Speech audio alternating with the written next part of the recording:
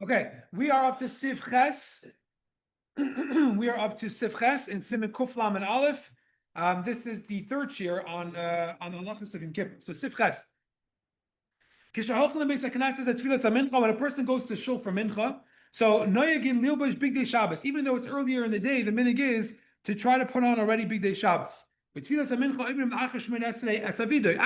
Esrei on mincha before Yom Kippur, we say vidoy. Yeah, you do. You ask Hashem to forgive you for everything you may have done. Tahainu, when would this be? Koidim elakayin nitzar, before elakayin nitzar. So then, you right away say it's a pasuk you liratzain. Umaschilin, and then you say elakayin elakavisenu tav lefenecha, and you go all the way till chalei reim. Va'achar imrim elakayin nitzar. Then you finish off Shemini Esrei with elakayin nitzar. Va'imrim oidapam pasuk, and you say again the pasuk of yiyu liratzain. Before mincha, we like to give a lot of tzedakah. So they have a lot of different plates or things like that, or different tzedakah pushkas, and people give. So the Rebbe used to come, it was a whole affair. It would take a very long time. The Rebbe would be giving tzedakah to all of these pushkas to make sure that everything was given. And they quote from the Baal Shem Tov that there's an inyan that the sounds of the coins that are clinking in the pushka, it pushes away all the negative things, chas v'shalom, that may have happened, all the klippos, and it arranges that we should be able to have less klippa. So it's a good thing. I'll be the Baal Shem Tov and others as well. So that's what we do. We also, as we mentioned before, we also try to go to the mikveh and do malchus before as well. So even though we're going to mention it later here, but our minhag is we do it before as well. Okay, now continues and he says like this: if you're in the middle of vidoy, yeah, it's taking you a very long time. Maybe you're trying to think very hard as to what your avedus was, or maybe you have too many avedus. I don't know, chas v'shalom, but it's taking you a very long time. So then, and the chazan starts doing chazaras hashav. So the halacha is because you already said Yul Ratzon at the end of Shemini Esrei, you basically finish Shemini Esrei, and therefore Yachal La'anes Amen. You're allowed to answer Amen, but not every single Amen. Rather, the Alter Rebbe would hold Sha'achar Birchas Akel HaKodesh, after the bracha of Akel HaKodesh, and the Shemei Tefillah, and also V'leimar Kedusha, you also would say Kedusha, Umaydim, and you'd also say Maydim, yeah? Like any other time where you're in the Yul Ratzon, in the Elakayin Nitzar, where you kind of finish Shemini Esrei. So therefore, you could answer certain things, even though usually in middle of Shemini Esrei you can't do any of that. Sif test. The halacha is you say vidoy standing. That's generally the way it is. You shouldn't be leaning on something to the degree that if it was taken away, you would fall. So sometimes you see people that are leaning on a stender, leaning on a table. So it has to be that if someone were to pull the stender away, you wouldn't fall. Yeah, you're just leaning on it for extra support, but you're not actually being supported by it. Ba'shekin, if you're going like this and your mom's being supported by the table and someone pulls it, you're going to fall. That's not called standing. That's called really leaning on something else. That's not that you shouldn't do that. But what you should do is v'yishcha k'may b'maydim. You should bend a little bit when you do it. You shouldn't be sitting, like this. I did this and I did that. It's not. It's a balgaiba. You should be bending a little bit where it's showing that you're a little bit, not proud of what you did, and you're asking the Eibishter to forgive you. And when you mention every Aveda within the Achet, you should bang on your heart, as if to say, you caused that I should do the Aveda, meaning the Yetzirah. Some people say not mamish on the heart, but maybe on your chest.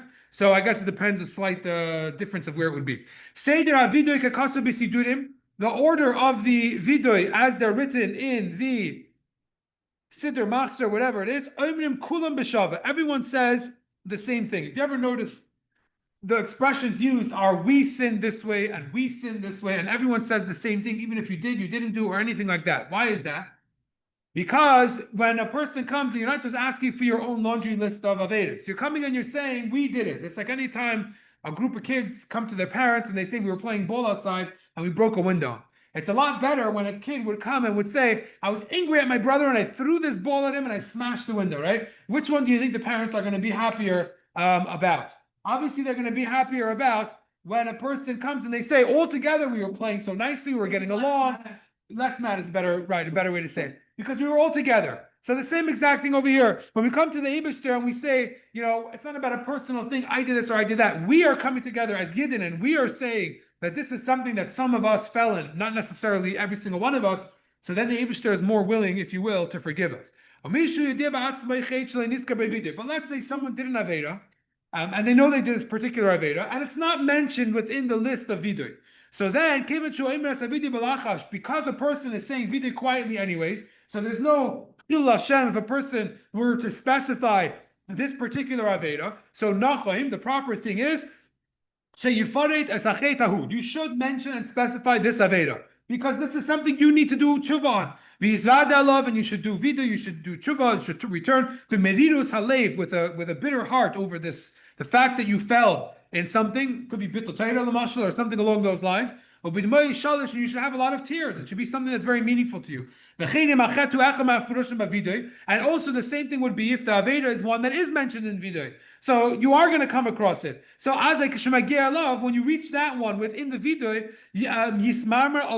you should be very bitter about it. In other words, it shouldn't just be you're reading it because everyone is doing it. If it's one that speaks to you for some reason, unfortunate reason, then you should be more specific and more particular about it because it's for you. If someone did an Aveda 1 year and they already did Shuvah, like someone had an issue of Bittul Torah that they were listening to music in the middle of class or something like that, they weren't learning. So then, even though they did Shuvah on it once, if it happens again, even if it doesn't happen again, but it comes to the next year, they should do Shuvah on it again. Even if he knows that he stopped doing it. Why? You should still do Shuvah on those. And that is a very wonderful thing if a person does that. Why? Because Shenamar v'chatasi negdi samid. Because it says that David HaMelech says, my Aveda was in front of me always. But he did tshuva on it. But it was always in front of him because he was always able to do better tshuva and to return to the Eibishter more with the power of doing tshuva. So therefore, it's a positive thing if a person is able to do that. Okay, Sif Yud. La'achar tfilas mincha ein oimrim avinu malkeinu. After mincha on Erev Yom Kippur, we don't say Avinu Malkeinu. Why not? Because it's already a Yom Tif. And Erev Yom Tif, we don't say Avinu Malkeinu. The whole Yom Kippur, you don't really say Avinu Malkeinu until the end.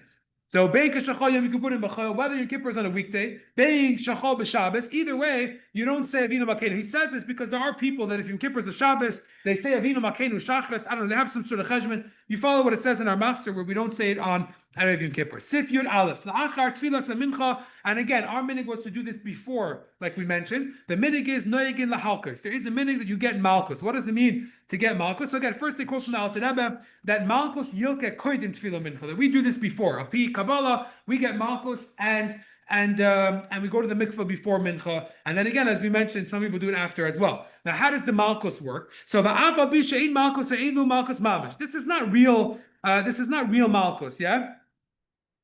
This is not real malchus. This is a process of going through the motions in some way. It's not the legit. Legit is you have a big thick rope that's a tefach thick, made of leather and other stuff, and the guy goes and he whips you with all his might from behind his back, and you're lying. That's the real malchus. We don't do real malchus called corporal punishment. We don't do it anymore. So what are we doing? So he says like this: that when a person is lying on the floor and they're getting malchus, as we'll explain the process, yasim es libay, he puts it on his heart, and he starts to be more conscious of the avedis that he may have chas shalom been over on, and he wants to return to the Eibishter. Therefore, there is an idea to take a leather rope, if you can, or a belt that's made from leather, and in order to bring to this idea of tshuva, even though it's not the real rope. They used to use one that was a tefach thick. That's a real situation. Now, how does this work? Hanilka, the one who's getting whipped, he should be lying on the floor, but not lying on the floor flat. Rather, he should be on his knees. Yes, you go on your knees, and you go on your hands. So you're kind of semi state of leaning. Now, upanav litzafin, the way you face is to the north. So in other words, here, right, that's Mizrach. So that's east. So where's north? North. So you're going to be facing north with your back facing south. Some people have a minig that they say vidoy, the person who's getting malchus says vidoy. That's not our minig. Our minig is the person who gets malchus and the person who gives malchus. They do the same thing, which is that the hamalka, the one who gives the malchus, he would say exactly 3 times, because that equals shehem lametas tevis. It's exactly 39 words, connected lamites malchus, which is exactly the lamites malchus. And our minig is, as we mentioned, that both of them will say it. Both of them will say it together. Now, Yud Beis, yeah. So far, so good. Le'es erev, when it comes to the evening, and again, you don't have to whip the person until they're bleeding, obviously, because that's not the intention. The intention is the person should be getting this malchus, and it should be awakening them to do tshuva. Sif yud beis le'es erev, as it gets closer to evening. Oichlin sudas hamafsekas, the person eats. We eat a sudas hamafsekas, which means the final suuda. Now, it doesn't mean you can't necessarily eat after. We'll see soon what it means, but it just means the final suuda. We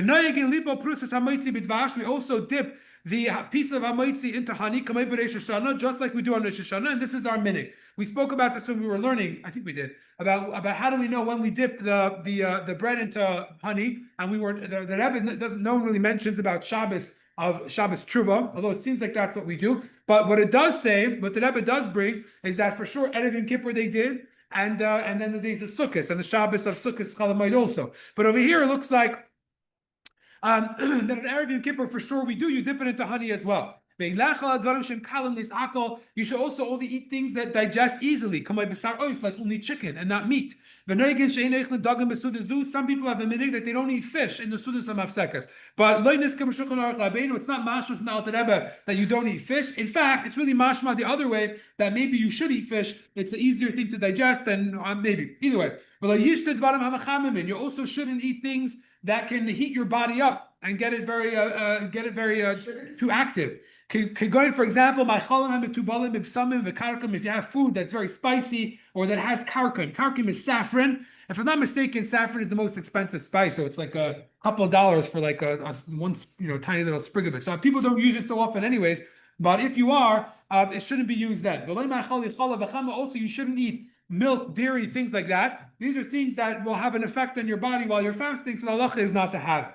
Now, so we said meat, chicken, and fish. So chicken soup, chicken, fish, salads.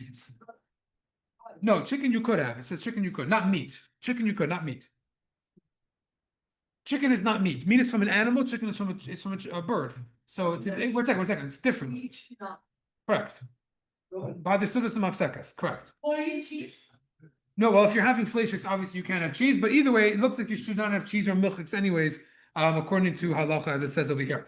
Now, let's go. 1 second. Let's go further. There's another Indian that's special to Yom Kippur, which is that we're very careful to add to Kodesh from Chol, which means we make Yom Kippur longer than it's supposed to be. The Hainu, what does it actually look like? You stop eating while it's still day. Even before Ben Hashmashis. Usually when the Shabbat start, Shkia. Here you should start a little bit before, you should stop a little bit before. And if it's possible, it's more advantageous if you can even stop early. The hafsik shah even an hour before. Now, if you look on the bottom where it says test, it comes out in Yom Kippur that we try to fast. It's approximately it should be approximately 26 hours. But also we consider an hour, even a little bit of an hour is an hour. So therefore, a little bit more than 25 hours is already enough. Regular Shabbos is 25 hours. So you do on Yom Kippur is you take it in a few minutes earlier, and that's already good enough. Right? In other words, as soon as you enter into the 26th hour, then it's already good. Yeah. So therefore, that's the way the fast is. It's a little bit longer than usual. So for example, if you look at Tzom Gedalia, when the fast ended, you'll notice Yom Kippur is going to end a little bit later. Because on Tzom Gedalia, you could be a little bit makel of when you take out the fast, but Mashenk and Yom Kippur, you're going to go the opposite. I don't know, you have to look at every place is different. You have to look at a calendar. Do that.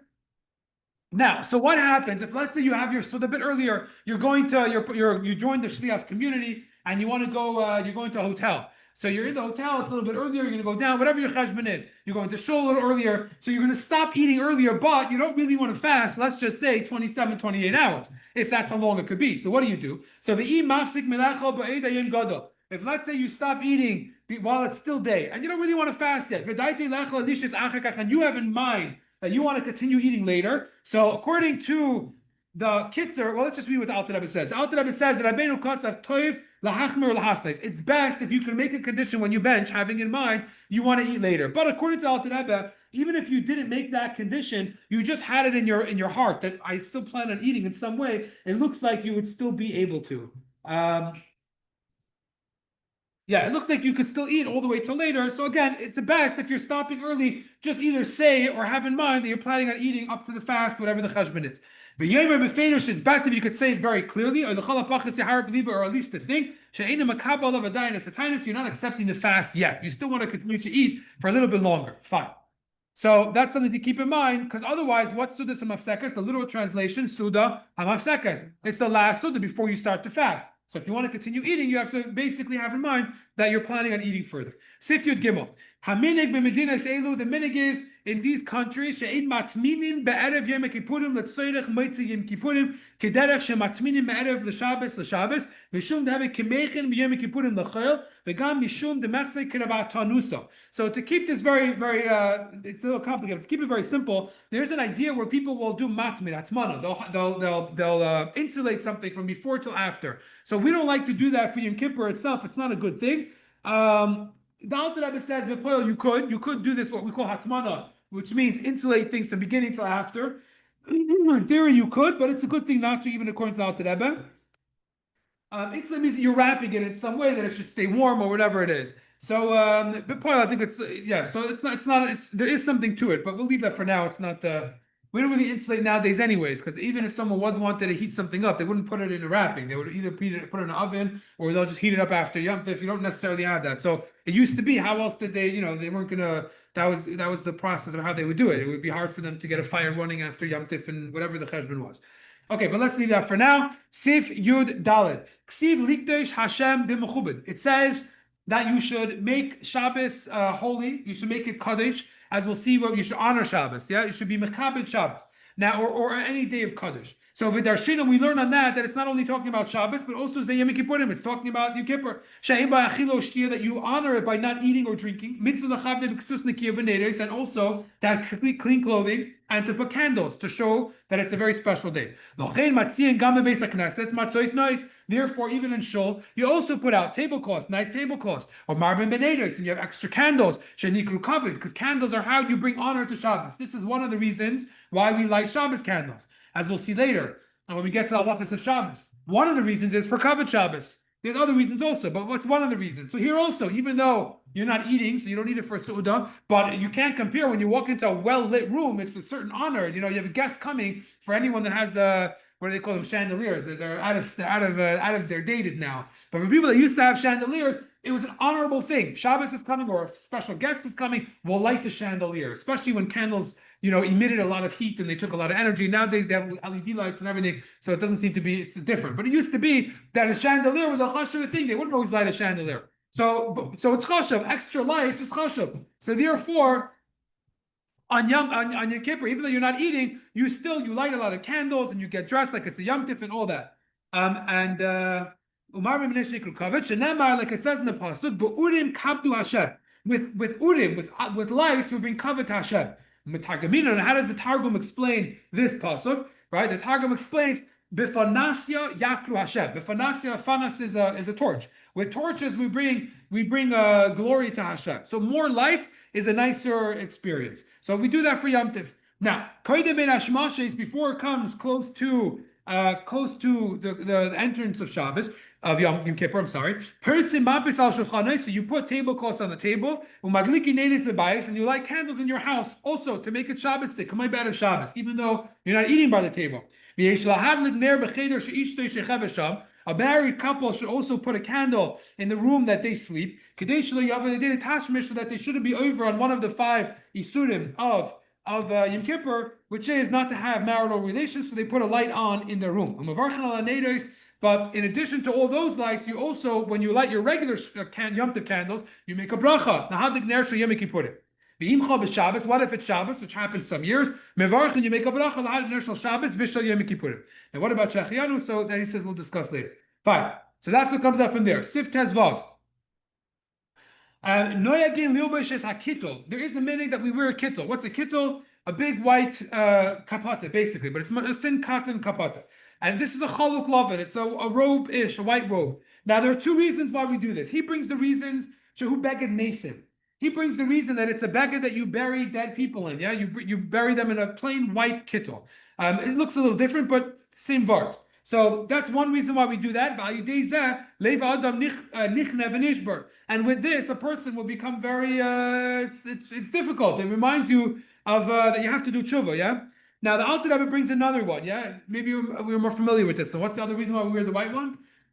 Because you want to be compared to malachim. Malachim have a purity, they have a certain whiteness to them. So that's another reason why we do it as well, which is a little bit more of an uplifting reason as well. Now, if you look in the bottom where it says Yud, there's an interesting thing. Chasam b'shnas hanisuyin harishayna shaloi. A chassan in his first year. Shalavash hakittul l'chuppah. He already wore the chuppah one, the kittul once, his chuppah. A loif shei b'yom kippurim. He doesn't wear it again. I think this is a reference to the reason that the Kitzur gives, which is that it's compared to a thing that you wear for Mason. So you don't do that twice in 1 year. I think that was the reason why the chassan doesn't. So you always see the chassanim, they're like, I mean, you always see, not here, you won't see it, but in 770, it's cute. You have the new guys, they're wearing kapatas, and they're very excited about their talisim, they're finally wearing it, but they're not wearing a kittel. So it's a, what? Because they only wear it by the day of their wedding. They don't wear it that first year after.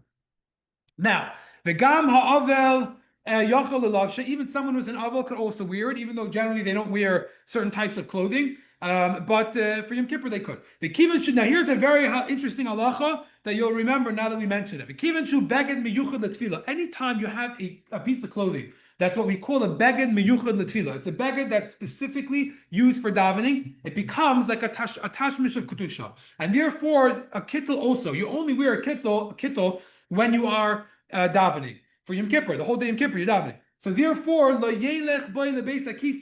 should not go into the bathroom with it. At the same time, you see people taking off their gartel. So you take off a gartel because the gartel you use for davening. So therefore, you shouldn't take it. You should take it off before you go into the restroom. But if you guys are wearing a gartel, or if anyone else has another gartel underneath their shirt, you don't take that one off because that's not a bega miyuchad tefillah that you wear the whole day to keep your tzitzis in place or whatever it is. They'll make a separation, but you're not wearing it just for tefillah. But a beged that's miyuchad tefillah, you don't bring into a restroom. So therefore, you have to take off your kittel and your gartel as well before you go into the restroom. But second, I want to finish the sif and then I'll take some questions. Women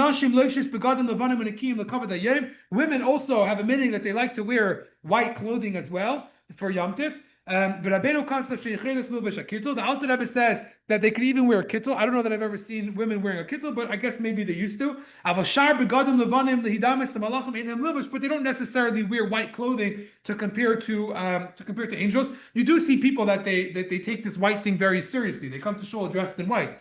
I remember once I was by a shliach and he gave a speech about it was I guess he didn't say it quite right, but it was about someone that you shouldn't think that dressing in white is going to be enough for you for Yom Kippur. You actually have to daven and do tshuva and whatever. But there happens to be a guy that was dressed all in white. And that guy thought that he was talking to him for some reason. So he got offended. I think he stopped coming to him for like 5-6 years. And then many years later, maybe even more than that, they made a little bit of amends. And now he's back. He's a strong participant in the Chabad. So you have to be careful how you word it. But the point is the same. The point is that you want to present yourself in a certain way, but don't think that that's going to be everything that you do. Now, even if the women will or will not wear white, so there's another Indian which is they try to minimize wearing like jewelry and these types of things because it's the Yom Hadin. Now, this the Alter Rebbe doesn't say this. They can wear whatever jewelry they want. However, there is a minhag that people have that they don't wear gold. They don't wear gold. Why don't they wear gold? Because the Egel Hazav was gold. So they don't want what's called that you don't want the prosecutor to come, which is the Egel Hazav, and to awaken itself. So they don't wear gold to separate themselves from that. So that is a minhag that I've seen people do. I don't know that I would tell someone that's wearing gold they have to take it off. It's a minhag. Fine. Sifteh Zayin. Wait, you had a question? Okay. Sifteh Zayin.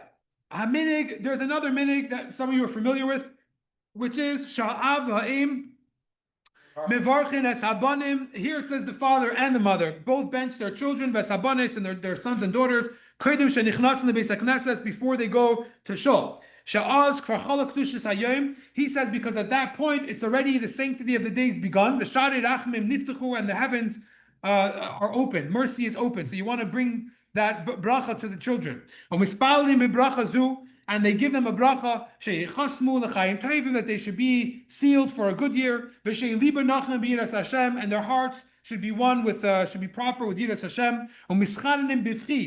and they ask with tears, with cries, the kubal tfilasim, that their tefillah should be makubal. V'gam habanim v'abanis mis'oidim, and their children should also be awakened, sheyelchu b'derech tevin, to go in a good way. V'arches tzadikim yishmoinu, and they should guard the paths of tzadikim. V'yesh, right. So this is, you'll see also, he's going to say the nusach of a bracha later, but you can see from here what's important. Yeah, when it comes to an important time, they like to give brachas. Yeah, you should grow up to be super wealthy, a billionaire, right? That's one bracha. Or you could say, you should grow up to be someone with Yirei Shemayim, someone who loves Torah, someone who follows the ways of Hashem. From here, you could see what's important to Yidden, so it's important to remember that.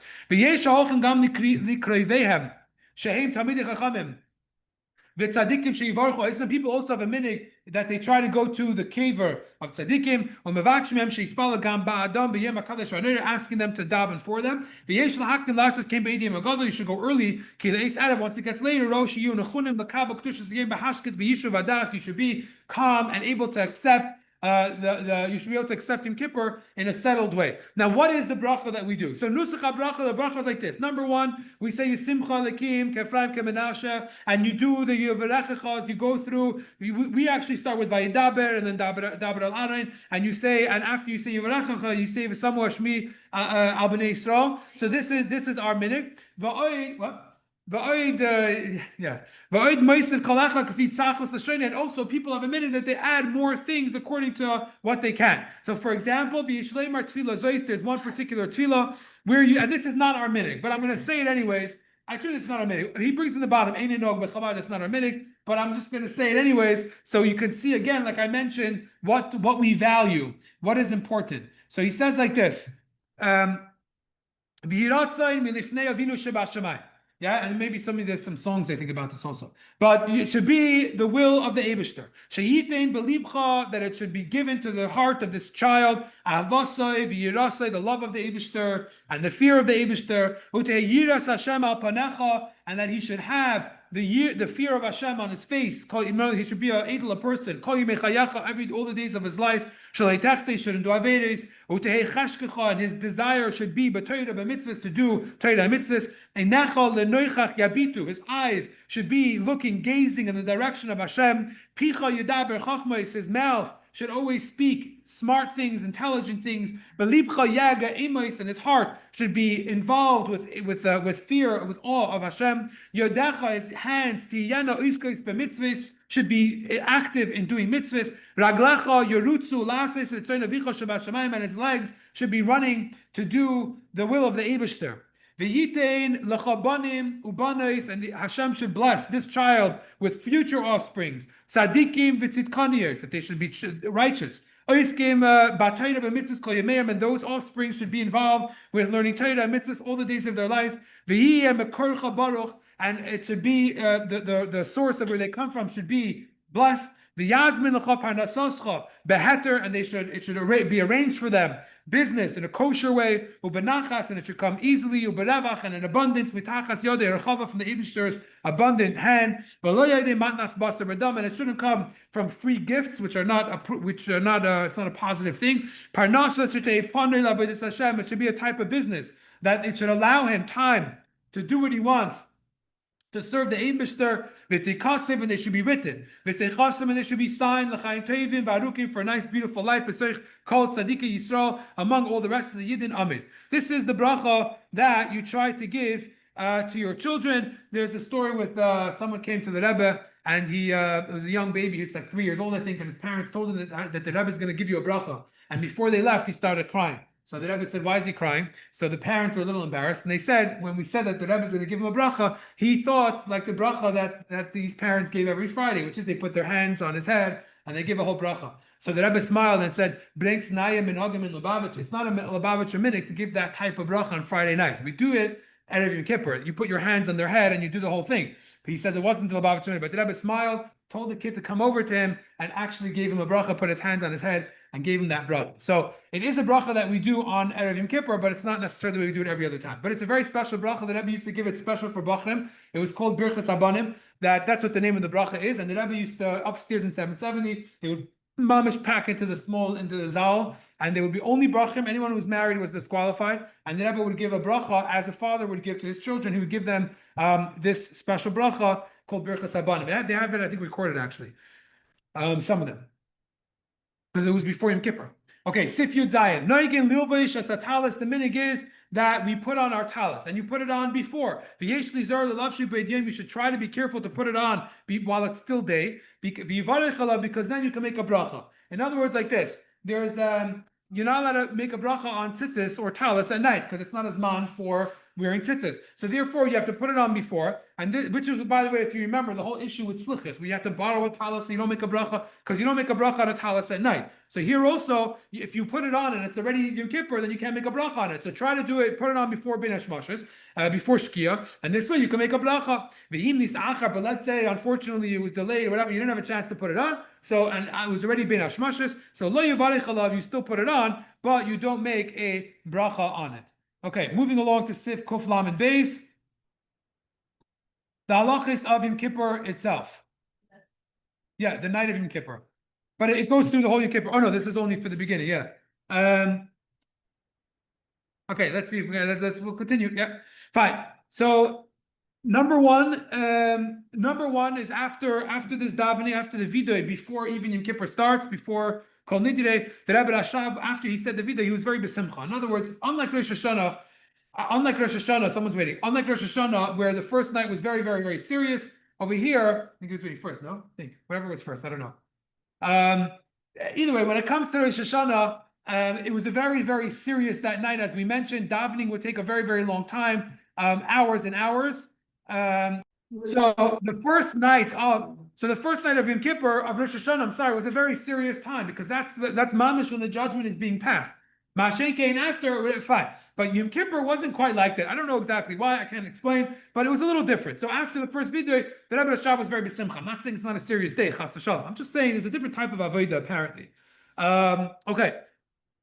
In addition to that, people also have a minhag that they say Tehillim as much as they can. They say Tehillim before Yom Kippur, when they come to shul, before Kol Nidre. You don't do this with a minyan, right? Even though everyone's doing it, basically, or they try to at least, because you don't add new things. It's not part of the stage of the siddur, the machzor. You don't add more to takanas to the chachamim. So you don't do it b'tzibur. But people do say, what I say, Tehillim? I'm sorry, they do vidui. You do vidui again before Kol Nidre as well. You do al-chet, a full vidui if you could. So sometimes it's hard when you're the rabbi to find time while you're greeting everyone and getting everyone in. But for sure, if you're not a rabbi, if you're a bacher, for sure you should have that opportunity. You take a few minutes on the side while the rabbi's speaking, and you have plenty of opportunities. Or if you're in 770, you could do it where you say the al-chet, you do vidui once before. And also to say Tehillim, if you finish that in time, you say Tehillim. In Kippur in general, as we mentioned, is a time to say Tehillim. There were times that the Rebbe said you should also do Avinu Malkeinu before at the beginning. So that's also something that was done at some points, to say Avinu Malkeinu as well.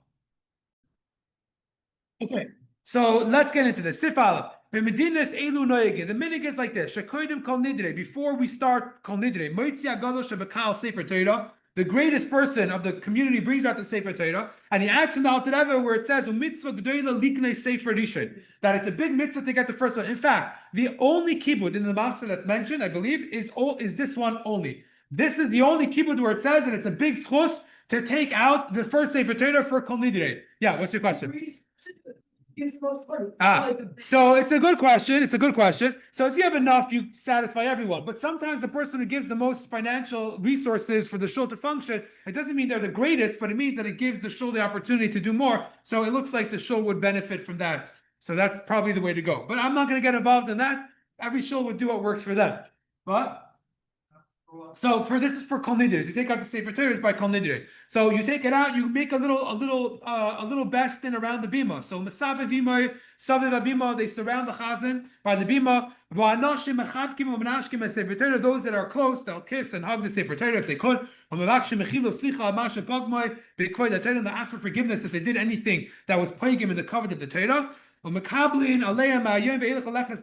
Okay, this is not it's not mentioned in our Neschos, so we'll move along. And you say a few times the pasuk of Zerua. So our minhag is, if you look at the bottom, we say Hashem Malach Tagalaretz. Then we say Zerua once, and you say it out loud. And then you say Aldas Hamakim 3 times, but quietly. So no one hears when the chazan. Well, I shouldn't say no one hears, because a lot of times you end up hearing it. But the chazan who's saying Aldas Hamakim, which is basically asking for a shus that we're all going to daven as a kahal, even though some of us are not worthy, so that we don't say out loud. It's basically said quietly. Again, most people end up hearing it, so it's not the biggest deal, but that's the way it is. Now, the way it works is, Va'imedim Sefer HaTorah, Eitzel, Hashliach, that they all stand together with the Sefer Torah, the Chazan over there on the right, and someone else in addition. Also, if you have Sefer Torah, right? Some people don't have enough Sefer Torah. And all three of them will say, but again, from us it's mashma, from the Alter Rebbe it's mashma, only the Chazan will say b'yeshiva shamayla, b'yeshiva shamata, the whole thing that we say. Now, Shliach HaTzibur Omer Kol Nidrei Shalish Pa'amim B'Nigun HaYedua. The Shliach Tzibur is going to say Kol Nidrei 3 times with the nigun that's Yedua. Meaning this is from 150 years ago, 200 years ago, and it was a nigun Yedua from even before. The nigun of Kol Nidrei, everyone knows. Every person, I'm saying everyone knows. Every shul does it the same way. Even from and lahavdil, I don't know if you could say lahavdil, but I guess you could say lahavdil to some degree. On other types of shul, they all have the same tune, right? No. Birchas Kain and the nigun that we do is exclusively Chabad. Yeah, it's in the middle of Rebbe. It's a special Chabad nigun. But a lot of them know it. What? Maybe the words they say, the actual words, but the nigun before is exclusively Chabad. I mean, it could be other Chassidim copied it, but it's from the Alter Rebbe. Okay, let's go back there. So now, when the Chazan does this 3 times, everyone should say together with it. By the way, Kol Nidrei doesn't mean that all of your nidarim, that if you owe someone money, that you don't owe the money anymore. That's not what it means. It's just like Kol Nidrei by Rosh Hashanah. What it means is that you're saying anything that you took, like Bli Neder, all your things that you did. So you don't want it to be held against you the same way you want it if there's Chas Hashalom a negative Zeta, maybe because someone Chas Hashalom didn't have Veda, Bittul Torah or something like that, disturbed people in middle class, Chas Hashalom. So you don't want any of that to be held against you. So therefore you're willing to to let go of everything.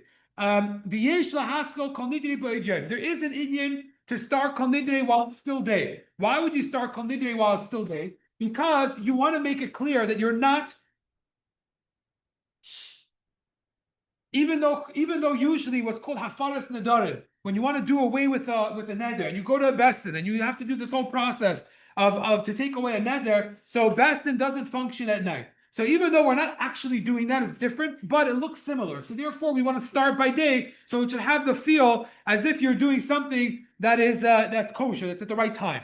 But ulahamshik by adalayla, you continue until the evening. But if you look at the bottom, he says, our minig is we're not so meduyik to make sure that the mamish starts by day. Okay, but it's an Indian.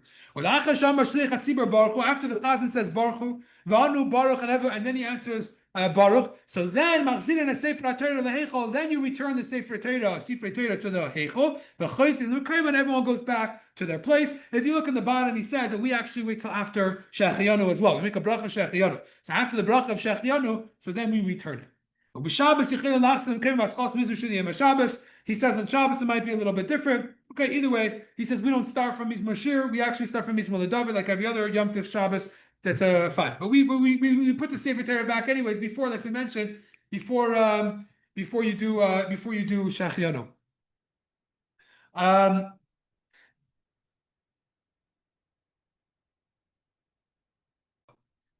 Okay, now.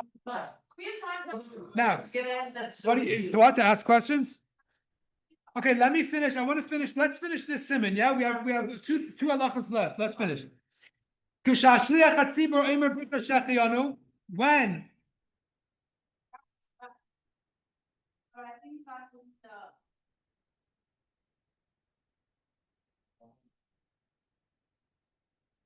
Go. Okay, so now, when the Chazan says Shechianu, the minig is that he's going to have kavanah to be yotzi the community for 2 things. Number 1, for the fast, and number 2, for the forgiveness. That all of this should be within what the Yom Tov accomplishes, so it's part of the bracha of Shechianu. Nevertheless, the person who's listening, you should have in mind. Yeah, you should have in mind that you're not being Yetzeh. You should make the bracha by yourself. Okay, so that is our minute. We make the bracha of Shechianu ourselves. So even though the Chazan will do it, have in mind that you're not being Yetzeh for the beginning of Yom Kippur. And therefore, you should finish your bracha before the Chazan, and therefore Kadesh Yana Amin, you'll be able to answer Amin with him. Now, the thing is like this. What about the women? Women do not do this. Why not? Because they already said Shechiyanu when they lit candles. So also a man, if he would have lit, also Beirach Shechiyanu. He'll say Shechiyanu then as well, and then he won't say Shechiyanu. And the Rebbe writes in Sefer Menagim, the Rebbe is quoted as saying, or whatever, in the Sefer Menagim they say that you should make sure people know this. People don't know this, and the women say Shechiyanu as well, and the problem is that's a bracha v'atola, because they already said Shechiyanu. Right, just like on the night of Rosh Hashanah, you should do the same thing. Make sure they don't make a second Shechiyanu on the new fruits. They make Shechiyanu when they light candles, and they should have in mind the new fruits. They don't make another. And we made it by Kiddush, so we also don't make another Shechiyanu. You have in mind the fruit, and that's why we do it right away. If you remember when we learned those halachas. Fine, let's move along to Siv Gimel. We're almost done. Let's finish the Siman. It'll take us 2 more minutes, yeah? Leil Kippur when it comes to Shema, you say Baruch Shem out loud. Now, I want to say, it doesn't mean you scream it. That's not the intention. The intention is it should be as loud as you say Shema. When you say Shema Yisrael Hashem, you say it like that. So you say Baruch Shem the same way. You don't say it louder. Okay, Siv Daled. Some people stand davening the entire Yom Kippur. But if they're going to be weak, they can lean on something. Why do they do that? The reason is to be similar to the malachim. That's why women should not stand, because they don't have to. If someone did it once, having in mind they'll do this forever, and then they get older, and it's weak, it's hard. So they have to do hataras nedarim on that. Let's finish the last sif hey. No, they have it naturally. They don't have to add to it. Okay, but let's see. Let's do hey, last sif. You with me? Last sif, let's finish this and we'll be able to move on. Some people have a minig is that they sleep in shul, and they stay up. Have it up. Literally 30 seconds, yeah? Stay with me. So people have a minig, they stay up the whole night and they try to say Tilim and things like that. Our minig is after Ma'ariv, we actually stay in shul if you can. You have a minion, you say Ma'ariv, you say the whole Tilim. This is what the Rebbe did. That's what we try to do. In addition to that, when a person wants to go to sleep, okay, this is for those who sleep in shul. Fine, we don't really do that. Chazanim should not stay up. Why not? They're not going to be able to be chazanim the next day. Okay, our meaning is again, as we said, we don't really stay up the whole night. Before you go to sleep. This is in the Machzor where it says you have the first 4 kapitla. The reason is because it's supposed to protect you from tumah at night. Okay, so we'll leave that. Also, you do another 9 kapitla before you go to sleep as part of our cycle of 3 kapitla. Fine. Why do you say those 3? Shemus Sagalim, okay, whatever, to save you from tumah, like we said. I'm just trying to go a little quicker over here. Similarly, a person shouldn't wrap themselves in heavy or warm blankets, so it shouldn't bring to a tumah, or at least not cover your feet. Okay, so this brings us till the night of Yom Kippur. For the day of Yom Kippur, you'll have to take the Kitzur when you have a few minutes, and you'll have to go through it all by yourself.